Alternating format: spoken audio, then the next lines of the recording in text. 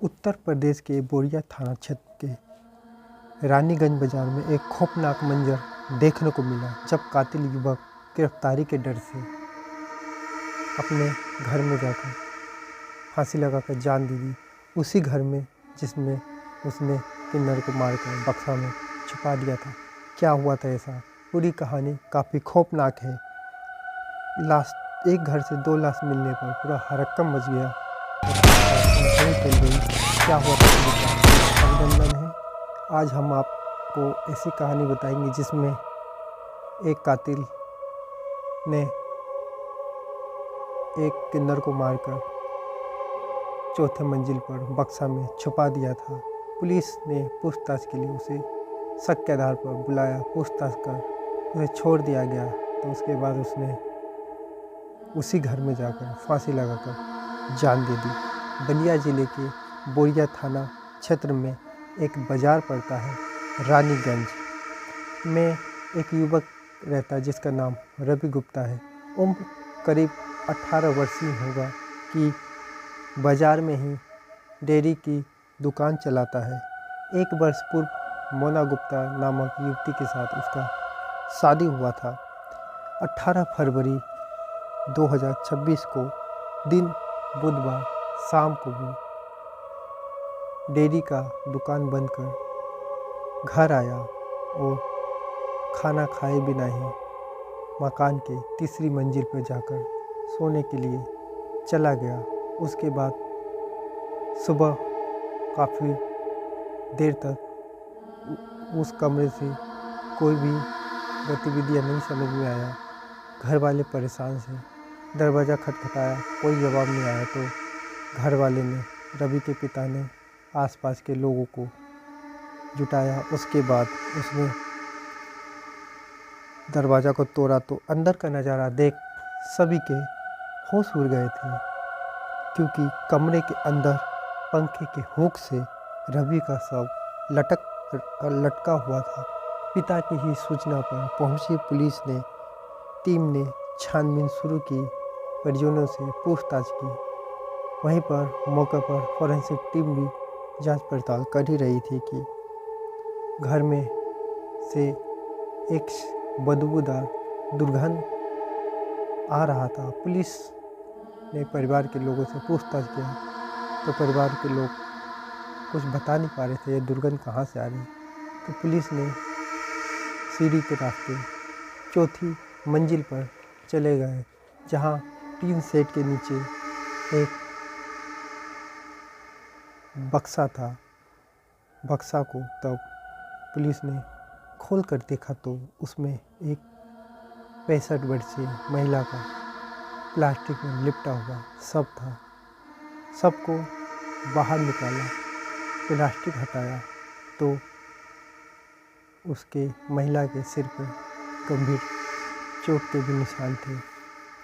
उसके बाद महिला की पहचान के लिए वहाँ पर मौजूद लोगों से जब पुलिस ने पूछताछ किया तब उस महिला की पहचान 65 वर्षीय रेखा किन्नर के रूप में हुई, जो कि मूल रूप से छपरा बिहार की रहने वाली थी और करीब 45 वर्ष से भरत छपरा देवका में साथियों के साथ किराए पर रहती थी और नेकी बधाई मांगने का काम अपने साथियों के साथ करती थी। उसके बाद ही कहते हैं कि रेखा किन्नर रानी बाज़ार में कम से कम 12 दुकानदारों को बिना ब्याज पर रुपए दिया था और उसके बाद डेयरी का काम करने वाले रवि गुप्ता को दुकान चलाने के लिए रेखा किन्नर ने करीब 5 लाख रुपए आर्थिक रूप से उसकी मदद की थी। इसी नेकी के काम से रेखा किन्नर को के साथ रहने वाले किन्नर उनको दादा गुरु के नाम से संबोधित करते थे। दादा गुरु ही रेखा किन्नर की पहचान बन गई थी। उसी के नाम से आसपास के लोग भी जानते थे। आखिर ऐसा क्या हुआ कि उसको मार दिया गया। तो कहानी दोस्तों काफ़ी खौफनाक है कि आखिर रेखा किन्नर की हत्या क्यों हुई। आपको बता दें कि 17 फरवरी 2026 को दिन मंगलवार रानीगंज बाज़ार से रेखा किन्नर रहस्यमय ढंग से गायब हो गई, लापता हो गई। उसका शाम तक कोई अता पता नहीं था। तो साथी किन्नर ने बाबरी अंसारी की तहरीर पर पुलिस ने गुमशुदगी की रिपोर्ट दर्ज कराई। पुलिस गुमशुदगी की रिपोर्ट दर्ज कर छानबीन कर ही रही थी कि बाज़ार में ही रेखा का मोबाइल रानीगंज बाज़ार के पूरब फाटक के पास एक चाय की दुकान के पीछे झाड़ियों में बरामद हुआ था। उसके बाद पुलिस छानबीन कर रही थी, लोगों से पूछताछ हो रहा था। उसी बीच किसी ने बताया कि रेखा किन्नर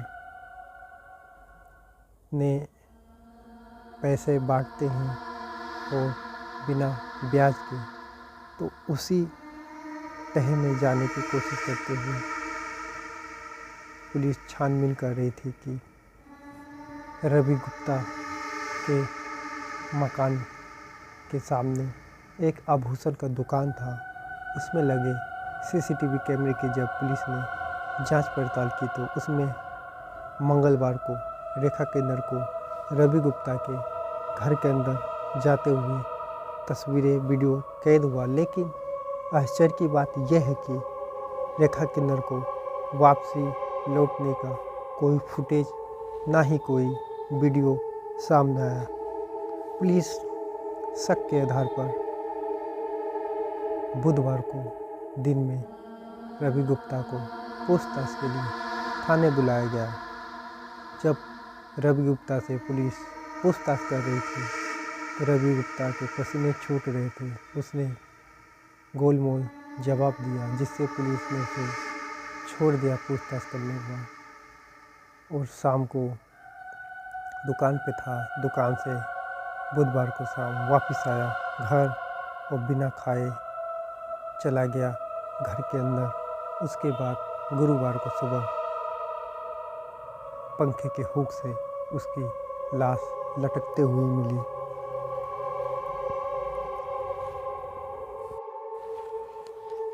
पुलिस की जांच में ये बात सामने आया कि रेखा किन्नर अपने कर्ज का पैसे मांगने के लिए रवि गुप्ता के मकान में गई।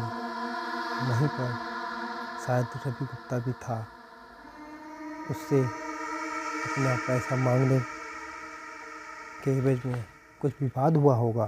उसके बाद कहते हैं कि रवि गुप्ता शायद उसका गला दबाकर हत्या कर दिया। उसको लगने लगा कि ये मरी नहीं, तो उसके सिर पर किसी भारी वस्तु से प्रहार किया गया, जिससे उसके सिर में चोट आई। उसके बाद अनंत फनन में उसने प्लास्टिक में लपेटकर चौथी मंजिल पे रखे संदूक में रेखा गुप्ता को छुपा दिया। उसके बाद वापस वो सामान्य दिनचर्या में लग गया। लेकिन पुलिस के भी हाथ लंबे थे। छानबीन करते करते जब पुलिस उसे पूछताछ के लिए थाने बुलाई, फिर उसे छोड़ दिया गया तो वो घबरा गया, क्योंकि पुलिस की सतर्कता के कारण वो सबको ठिकाने नहीं लगा पाया था। और उसके बाद पकड़े जाने की डर, गिरफ्तारी के डर से उसने डिप्रेशन में आकर कहते हैं कि उसने फांसी लगाकर जान दे दी। अब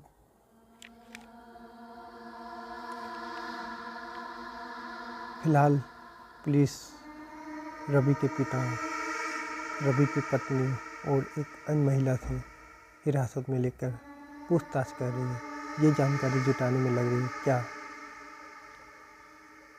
रेखा किन्नर की हत्या रवि ने अकेले में किया कि उसके बारे में किसी को, परिवार के लोगों को पता नहीं था क्या, क्योंकि घर में मौजूद 4-5 लोगों को कुछ आशंका नहीं था कि ऐसा भी हो सकता। क्या इस हत्या में पूरा फैमिली इन्वॉल्व है, पूरा फैमिली को पता है कि रवि ने रेखा किन्नर को मार दिया, या फिर सभी ने मिलकर उसे मार दिया होगा। इसकी पुलिस जांच कर रही है। फिलहाल दोनों लाश को पुलिस ने पोस्टमार्टम के लिए भेज दिया। उसके बाद पुलिस का कहना है कि पोस्टमार्टम रिपोर्ट आने के बाद और जांच के बाद ही सही तथ्यों की जानकारी हो सकेगी।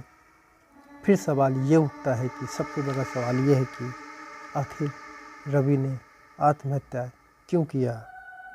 दूसरा सवाल ये है कि रेखा किन्नर की मौत कैसे हुई और उसका शव बक्से तक कैसे पहुंचा। एक बहुत बड़ा सवाल हमारे बीच में है, लेकिन पुलिस जांच कर रही है, परिवार के सदस्यों से पूछताछ कर रही है। उसके बाद ही पोस्टमार्टम रिपोर्ट जब आएगा सामने तब पता चलेगा इस गुत्थी का, इस रहस्यमय मौतों का सच क्या है। नमस्कार, फिलहाल कहानी में इतना ही।